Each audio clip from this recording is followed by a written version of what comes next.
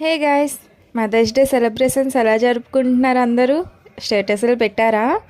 చెప్పారా happy mother's day అని? మమ్మీకి గిఫ్ట్స్ ఇచ్చారా? అయిపోయిందా? ఇంకా మీ వర్క్స్లో మీరు బిజీ అయిపోయారు కదా ఫోన్స్ పట్టుకొని.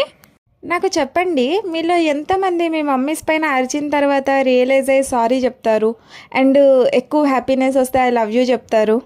చెప్పారు కదా. అదొక నామోషిలో ఫీల్ అవుతారేమో కదా చాలామంది. నేను అందరినీ అంటలేను.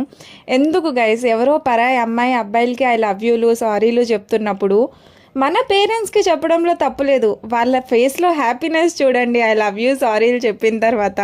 అండ్ హోప్ మీరు అందరు ఈరోజు మీ మమ్మీస్కి రెస్ట్ ఇస్తుంటారని అనుకుంటున్నా. వాళ్ళకి ఇష్టమైనట్టే బిహేవ్ చేస్తారేమో అని. అంటే ఏరంతా లేని ప్రేమ ఈరోజు చూపించేస్తారా అంటే ఎస్, ఏరంతా మనం బిజీలో ఉండి కొన్నిసార్లు పట్టించుకోము. అట్లీస్ట్ వాళ్ళ కోసం కేటాయించిన రోజునైనా వాళ్ళకి కావాల్సినట్టు మనం ఉంటే తప్పులేదు.